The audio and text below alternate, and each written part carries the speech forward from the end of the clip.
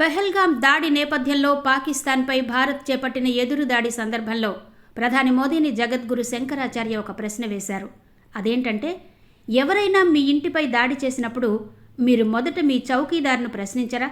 మీ ప్రాణాలను పణంగా పెట్టి మిమ్మల్ని రక్షించాల్సిన బాధ్యత ఆయనది కాదా? ఈ దాడి జరిగినప్పుడు మన చౌకీదార్ ఎక్కడ ఉన్నాడు? ఉగ్రవాదులు పాకిస్తాన్ నుండి వచ్చారని చౌకీదార్ ఖచ్చితంగా చెప్పగలిగితే వారు లోపలికి రాకుండా ఎందుకు చర్యలు తీసుకోలేదు? ఏమీ చేయలేదు. దాడి జరగడానికి అనుమతించిన తర్వాత మీరు ఈ దేశ ప్రజలను బెదిరింపులకు గురి చేయలేరు. ఉగ్రవాదులు పాకిస్తాన్ నుండి వచ్చారని మీరు రూఢిగా అంటున్నారు కదా. అటువంటప్పుడు పాకిస్తాన్కు కఠినమైన సమాధానం చెప్పాలి. మన దగ్గర అంత శక్తి ఉంది కూడా, కానీ సింధు నదీ జలాలను ఆపేస్తామంటున్నారు. మీ వద్ద నదీ జలాలను నిల్వ చేయడానికి, వాటిని మన దేశంలోని వివిధ ప్రాంతాలకు మళ్లించడానికి ఎటువంటి సదుపాయం లేదు. అంతేకాదు, ఎటువంటి వ్యవస్థ లేదు. ఈ విషయమై మేము సంబంధిత శాస్త్రజ్ఞులను కొందరిని అడిగాము. ఒకవేళ మనం సింధు నది జలాలను పాకిస్తాన్కు వెళ్లకుండా శాశ్వతంగా ఆపేస్తే మన వద్ద వాటి నిలువకు ఏ వ్యవస్థ ఉంది అని. వాళ్ళు ఏం చెప్పారు అంటే, మన వద్ద ఇప్పుడు ఎటువంటి వ్యవస్థ లేదు అని చెప్పారు.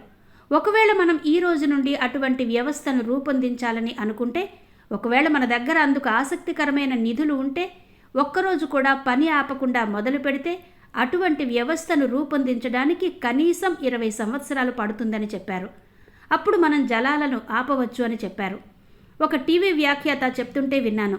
ఒక్కొక్క నీటి బొట్టు కోసం పాకిస్తాన్ అల్లాడిపోతుంది, వ్యవసాయం నాశనమైపోతుంది, ఆ దేశం తీవ్రంగా నష్టపోతుంది, అదవుతుంది ఇదవుతుంది అని. అంటే వాళ్ళకు అసలు దాహమే మర్చిపోతారు అని చెప్పింది. మేధావులేమో మన వద్ద నీటి నిల్వలకు ఎటువంటి వ్యవస్థ లేదు అని చెబుతున్నారు. हमारे घर में कोई घटना होती है तो हम सबसे पहले किसको पकड़ेंगे? सबसे पहले तो चौकीदार को पकड़ेंगे ना, कि तुम कहां थे, क्यों ये घटना हो गई तुम्हारे रहते हुए, किस लिए तुमको रखा था। लेकिन यहां नहीं ऐसा हो रहा है। यहां जो है कहते तो हैं कि हम चौकीदार हैं, लेकिन चौकीदारी अगर की गई होती, हाँ चौकीदार अगर अपने काम में पक्का होता है तो उसके ऊपर आक्रमण करके उसको कोई मार दे, लेकिन फिर कहा जाता है कि इस चौकीदार ने अपना निभाया। यहां तो कुछ पता ही नहीं है, कोई लड़ा ही नहीं उनसे, किसी ने उनको रोकने की कोशिश ही कहीं नहीं की। वो आए, घटना की, आराम से चले गए, कहीं पर उनको कोई बाधा नहीं है। कहां है चौकीदार? और चौकीदार के बारे में चर्चा ही नहीं हो रही है। अब कह रहे हैं हम उनको सबक सिखा देंगे, हम ये कर देंगे, हम वो कर देंगे। पाकिस्तान की धरती से आए थे। अरे भाई, पाकिस्तान की धरती से आए थे, इतनी जल्दी कैसे पता चल गया आपको?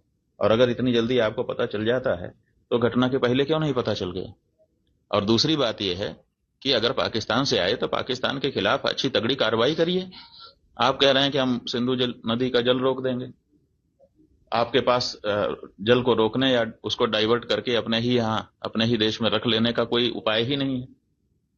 हमने विशेषज्ञों से पूछा कि अगर हम सिंधु नदी का जल पाकिस्तान में जाने से रोकना चाहते हैं तो हमारे पास क्या व्यवस्था है? उन्होंने कहा हमारे पास कोई व्यवस्था नहीं है।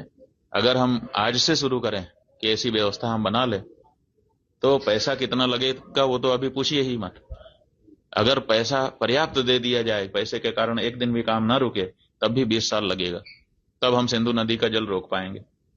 तो ऐसी परिस्थिति में हम ये कह दे रहे हैं कि हम सिंधु नदी का जल रोक लेंगे। और टेलीविजन के एंकर हमने सुना वो कह रहे थे बूंद बूंद के लिए तरसेगा पाकिस्तान, एक गिलास शुद्ध पानी नहीं मिल पाएगा, खेती नष्ट हो जाएगी, बिजली नष्ट हो जाएगी, ये हो जाएगा वो हो जाएगा। गजब बता रहे थे, ऐसा लग रहा था कि जैसे प्यास तो लग ही गई पाकिस्तान को। और इधर विशेषज्ञ बता रहे हैं कि हमारे पास पानी को रोक लेने का कोई उपाय ही नहीं है।